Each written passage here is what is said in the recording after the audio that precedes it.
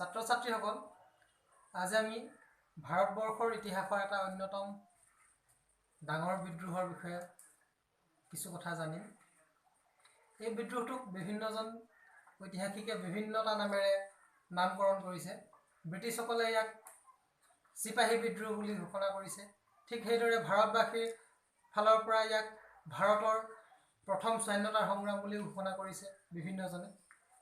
কিন্তু নিৰপেক্ষভাৱে আমি ইয়াক যদি চাওঁ, ইয়াৰ নামটো আমি 1857 বিদ্ৰোহ হিচাপেহে ঘোষণা কৰিব পাৰোঁ। আজি আমি এই বিদ্ৰোহটোৰ কি কাৰণৰ পৰিপ্ৰেক্ষিতত সংঘটিত হৈছিল আৰু এই কাৰণবোৰে কেনেকৈ এই বিদ্ৰোহীসকলক প্ৰভাৱিত কৰিছিল তাক আমি ফঁহিয়াই চাবলৈ যত্ন কৰিম। আহাচোন আমি চাওঁ। আজি আমি তোমালোকৰ অষ্টমমান শ্ৰেণীৰ সমাজ বিজ্ঞানৰ 16 নম্বৰ পাঠ 1857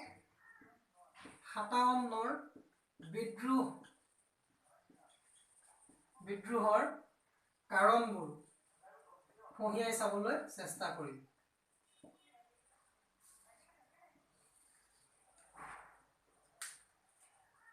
এই বিদ্ৰোহৰ যদি আমি কাৰণবোৰ ফঁহিয়াই চাব বিচাৰোঁ, তেনেহ'লে আমি কেইবাটাও ভাগত আমি ইয়াক ভাগ কৰিব লাগিব।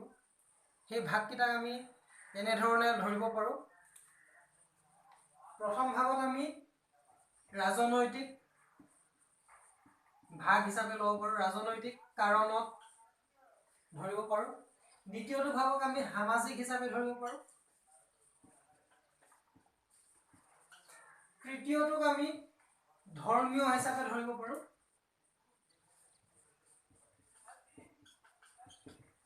চতুৰ্থটোক আমি অৰ্থনৈতিক হিচাপে ধৰিব পাৰোঁ।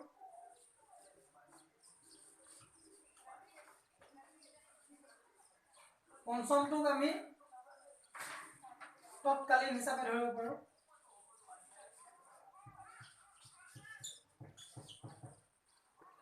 এইধৰণে আমি এই 1857 বিদ্ৰোহৰ কাৰণবোৰক বিভিন্নটা ভাগত ভাগ কৰি আমি ফঁহিয়াই চাব পাৰোঁ।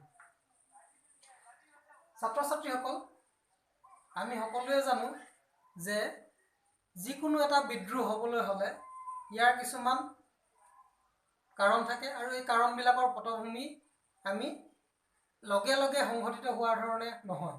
ই অতীতৰ পৰা অলপ দিনৰ আগৰ পৰা আহি থাকে। আৰু সেইকাৰণে আমি যদি চাবলৈ যাওঁ, এই ৰাজনৈতিক কাৰণটোত আমি দেখা পাম যে ভাৰতবৰ্ষত ভাৰতীয় ৰাজন্যবৰ্গৰ শাসন উপৰি গৈছিল সেই সময়ত। আৰু সেই সময়ত ভাৰতবৰ্ষত বেপাৰ কৰিবলৈ অহা ব্ৰিটিছ ইষ্ট ইণ্ডিয়া কোম্পানীৰ শাসন চলিছিল। আৰু এই ব্ৰিটিছ ইষ্ট ইণ্ডিয়া কোম্পানীৰ শাসকসকলে বিশেষকৈ এজনৰ নাম ল'ব লাগিব, সেইজন হৈছে লৰ্ড ডেলহাউচি। এই ডেলহাউচিয়ে কি কৰিছিলে, ভাৰতবৰ্ষত এটা বৰ সাংঘাতিক নীতি নিৰ্ধাৰণ কৰিছিলে। আৰু সেই নীতিটোৰ নাম হৈছে স্বত্ব বিলোপ। এতিয়া তোমালোকৰ হয়তো প্ৰশ্ন জাগিব মনত, এই স্বত্ব বিলোপ নীতিনো কি? এই স্বত্ব বিলোপ নীতি হৈছে এনেকুৱা এটা নীতি যিটোৰ জৰিয়তে ভাৰতবৰ্ষৰ ৰাজন্যবৰ্গ, যিবিলাক সৰু সৰু ৰাজ্য আছিলে, ভাৰতবৰ্ষৰ দেশীয় ৰাজ্য আছিলে, তেওঁলোকৰ কোনোবা যদি অপুত্ৰক ৰজা যদি মৃত্যু হয়, তেওঁৰ গোটেই ৰাজ্যখন এই ব্ৰিটিছৰ অধীনলৈ গুচি আহিব। আৰু এইটোকে আমি স্বত্ব বিলোপ নীতি বুলি কওঁ। আৰু এই স্বত্ব বিলোপ নীতিটো কোনে উলিয়াইছিলে? Dalhousie, lord Dalhousie. সেই সময়ৰ ব্ৰিটিছ ইষ্ট ইণ্ডিয়া কোম্পানীৰ এজন গভৰ্ণৰ জেনেৰেল। তাৰপিছত আমি সামাজিক কাৰণটো চাওঁ। এই সামাজিক কাৰণত আমি দেখা পাম যে ভাৰতবৰ্ষত সমাজখনত বিভিন্ন ধৰণৰ, বিভিন্ন ধৰ্মৰ, বিভিন্ন জাতিৰ মানুহ আছিল। তেওঁলোকৰ এই সমাজখনত আমি পোনপ্ৰথমবাৰৰ বাবে পশ্চিমীয়া শিক্ষা দেখা পাইছিল, কাৰণ ব্ৰিটিছসকলে ভাৰতবৰ্ষত পশ্চিমীয়া শিক্ষা প্ৰৱৰ্তন কৰিছিল। পোনপ্ৰথমবাৰৰ বাবে টেলিগ্ৰাফ লাইন, যিটো আগতে কথা পাতিব পাৰিছিল, পোনপ্ৰথমবাৰৰ বাবে আধুনিক শিক্ষা ব্যৱস্থা এটা প্ৰৱৰ্তন কৰিছিল। এই কাৰণবিলাকত কিছুমান ৰক্ষণশীল ভাৰতীয়ই খুব বেয়া পাইছিল, কাৰণ তেওঁলোকে ধৰি লৈছিল যে ব্ৰিটিছবিলাকে ভাৰতবৰ্ষত ভাৰতীয়সকলৰ নিজা ধৰ্ম, ভাষা, কৃষ্টি, সংস্কৃতি আঁতৰাই পশ্চিমীয়াকৰণ কৰিবলৈ ওলাইছে, আৰু সেইকাৰণে এচাম মানুহ ইয়াত অসন্তুষ্ট হৈছিল। তাৰপিছত আমি ধৰ্মীয় কাৰণ, এই সামাজিক আৰু ধৰ্মীয় কাৰণটো বৰ বিশেষ এটা পাৰ্থক্য নাই। ধৰ্মীয় কাৰণত আমি তৎকালীন কাৰণটো সোমাই থাকে, অলপ পিছলৈ গম পাবা। ধৰ্মীয় কাৰণত আমি যদি চাওঁ তেনেহ'লে আমি ক'ব পাৰিম যে ভাৰতবৰ্ষত হিন্দু সমাজত, বিশেষকৈ হিন্দু সমাজত এটা সেই সময়ত কুসংস্কাৰ বুলিয়ে কওঁ, কুসংস্কাৰ প্ৰচলিত আছিল, আৰু সেই কুসংস্কাৰটো আছিল যে কোনো মানুহে সাগৰ পাৰ হৈ যাত্ৰা কৰিব নালাগে, আৰু সাগৰ পাৰ হৈ যাত্ৰা কৰিলে কি হয়, তেওঁলোকৰ জাত যায়। আৰু সেই সময়ত ভাৰতবৰ্ষত যিসকল চিপাহী আছিল, ভাৰতীয় চিপাহী, তেওঁলোকক ব্ৰিটিছসকলে ভাৰতবৰ্ষৰ সাগৰ পাৰ কৰাই বিদেশত যুদ্ধ কৰিবলৈ বাধ্য কৰাইছিল। প্ৰথম কাৰণ। তাৰপিছত ভাৰতীয়সকলে লক্ষ্য কৰিছিল যে ব্ৰিটিছসকলে প্ৰায় তেওঁলোকৰ খ্ৰীষ্টিয়ান মিছনেৰীসকলক বিশেষ ৰূপে প্ৰাধান্য দিয়ে। এইটো এটা কথা আছিল ধৰ্মীয় কাৰণত, আৰু এই ধৰ্মীয় কাৰণটোত বিশেষকৈ উদ্বিগ্ন হৈ পৰিছিল ভাৰতীয় যিসকল ৰক্ষণশীল সমাজ। অৰ্থনৈতিক কাৰণ, আটাইতকৈ গুৰুত্বপূৰ্ণ কাৰণ, তোমালোকে জানা যে ব্ৰিটিছসকলে ভাৰতবৰ্ষত বিশেষকৈ বেহা বেপাৰৰ উদ্দেশ্য লৈ আহিছিল, আৰু তেওঁলোকৰ মূল উদ্দেশ্য আছিল অৰ্থনৈতিক উন্নতি সাধন কৰা। আৰু তেওঁলোকে ভাৰতবৰ্ষৰ যেতিয়া ৰাজনৈতিক ক্ষমতা লাভ কৰিলে, তেওঁলোকে ভাৰতবৰ্ষত শোষণৰ নীতি এটা ল'লে। শোষণৰ নীতিয়ে এনেকৈ ধৰণে বুজাব বিচাৰিম মই যে এই শোষণৰ নীতিটোত আমি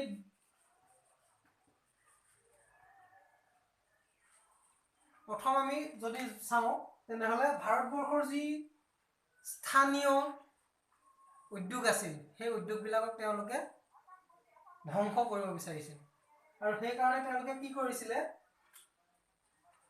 ভাৰতবৰ্ষৰ পৰা কেঁচামাল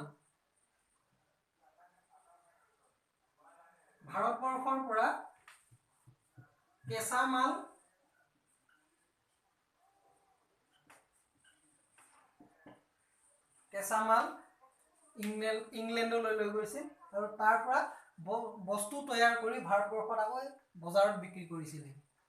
মানে ভাৰতবৰ্ষৰ স্থানীয় যিবিলাক উদ্যোগ সেইবিলাক ধ্বংস কৰাৰ এটা পৰিকল্পনা কৰিছিল। তাৰপিছতে তোমালোকে হয়তো শুনিছা ঢাকা, বৰ্তমান বাংলাদেশৰ ৰাজধানী ঢাকাৰ এটা ঢাকা গোটেই পৃথিৱীতে বিখ্যাত আছিল এবিধ কাপোৰৰ কাৰণে। সেই কাপোৰবিধৰ নাম হৈছে মসলিন। এই মসলিন কাপোৰ ইমানেই পাতল কপাহী কাপোৰ আছিল যে গোটেই পৃথিৱীতে ইয়াৰ দাম আছিল।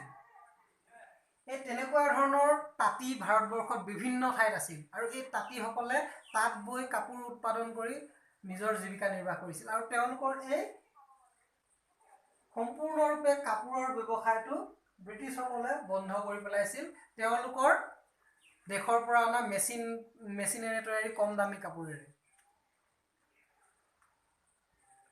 তাৰপিছতে আমি অৰ্থনৈতিক কাৰণত আন এটা দিশ আমি চাব পাৰোঁ, ভাৰতবৰ্ষৰ যিসকল চিপাহী আছিল, চিপাহীসকলে খুব কম দৰমহাত খাটিবলগীয়া হৈছিল।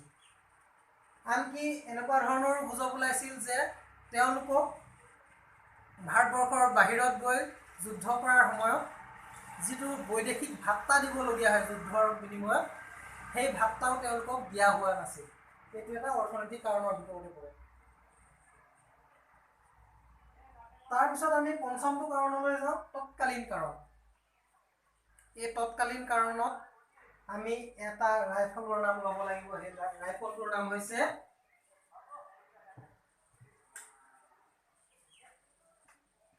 Enfield rifle.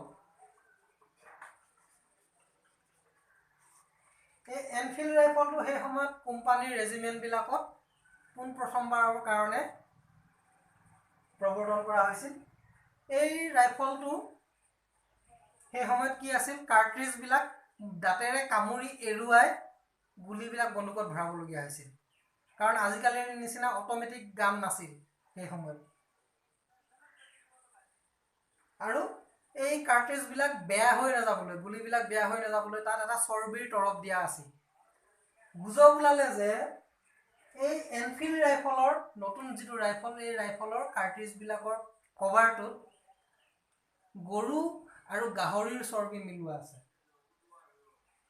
তোমালোকেতো জানাই, ভাৰতবৰ্ষত থকা বা গোটেই পৃথিৱীতে থকা হিন্দুসকলৰ কাৰণে গৰু অভক্ষ্য আৰু মুছলমানসকলৰ কাৰণে গাহৰি অভক্ষ্য। এতিয়া ভাৰতবৰ্ষৰ এই যিসকল চিপাহী আছিল, তেওঁলোকৰ হয় হিন্দু নহয় মুছলমান। তেওঁলোকে ভাবিলে যে এই এনফিল্ড ৰাইফলৰ জৰিয়তে ব্ৰিটিছসকলে আমাক খ্ৰীষ্টিয়ান কৰিবলৈ ওলাইছে, কাৰণ খ্ৰীষ্টিয়ানে গৰু আৰু গাহৰি দুয়োটাই ভক্ষণ কৰিব পাৰে। তেওঁলোকৰ ধৰ্মীয় অনুভূতিত আঘাত লাগিল। মই কৈছিলোঁ যে ধৰ্মীয় কাৰণৰ লগত তৎকালীন কাৰণটো সোমাই আছে। তেওঁলোকৰ ধৰ্মীয় অনুভূতিত আঘাত লাগিল আৰু এই কাৰণেই 1857 চনৰ 29 মাৰ্চ তাৰিখে মিৰাটৰ বেৰেকপুৰত চিপাহীসকলে বিদ্ৰোহ ঘোষণা কৰে আৰু এইটোকে আমি 1857 বিদ্ৰোহ বুলি জানো। যি কি নহওক, এই কাৰণখিনি আমি বৰ্ণনা কৰিলোঁ। এতিয়া চাওঁ আহাচোন এই সংচিত্ৰখনক। এই কাৰণখিনিকে আমি অকণমান সহজভাৱে চাওঁ। চোৱাচোন, 1857 বিদ্ৰোহৰ কাৰণবোৰ। লৰ্ড ডেলহাউছিৰ স্বত্ববিলোপ নীতি তোমালোকে বুজি পাইছাই। স্বত্ববিলোপ নীতি মানে কি আছিল?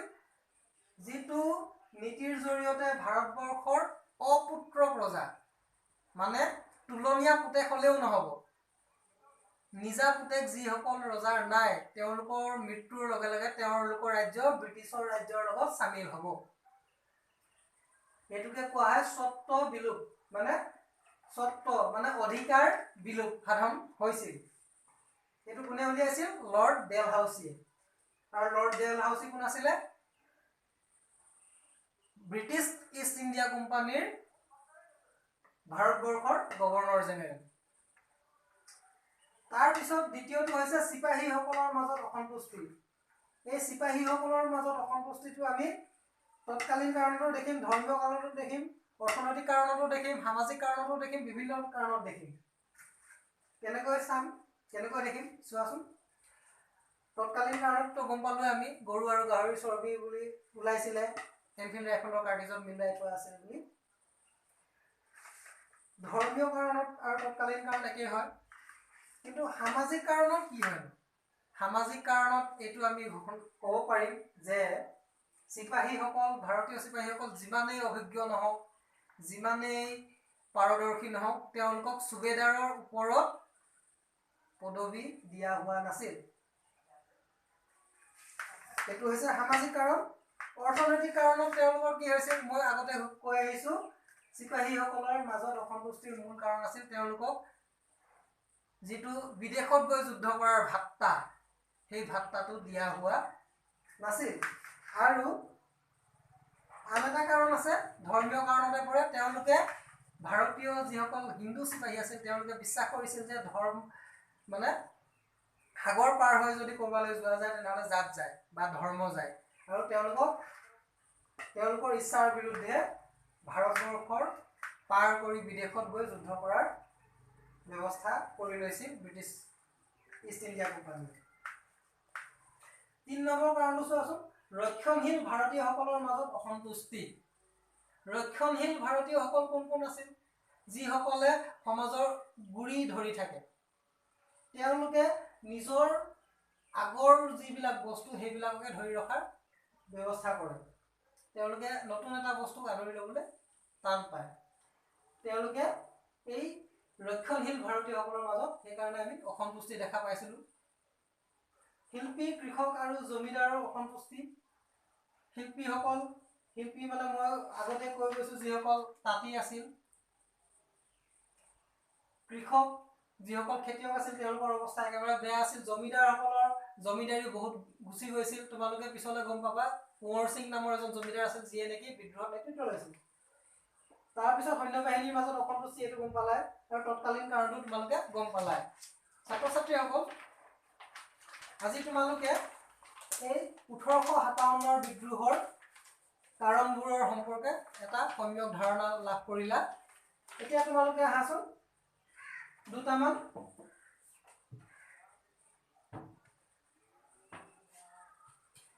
গৃহকৰ্ম লৈ লোৱা আৰু তোমালোকে এইকেইটা কৰি থবা।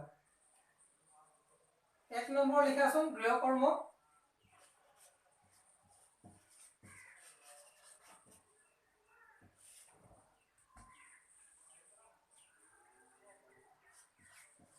ভাৰতীয় চিপাহীসকলৰ মাজত কেনেধৰণৰ অসন্তুষ্টি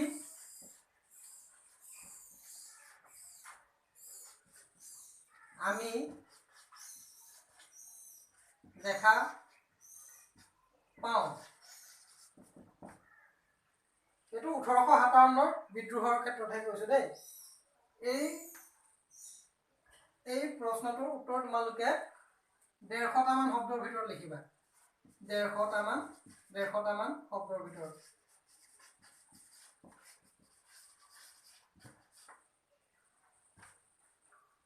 ইয়াত নম্বৰ পাবা তোমালোকে 5। তেনেহ'লে ছাত্ৰ ছাত্ৰীসকল, আজিৰ আমাৰ 1857 বিদ্ৰোহৰ প্ৰথমটো গোট আজি আমি সামৰণি মাৰিছোঁ। ধন্যবাদ।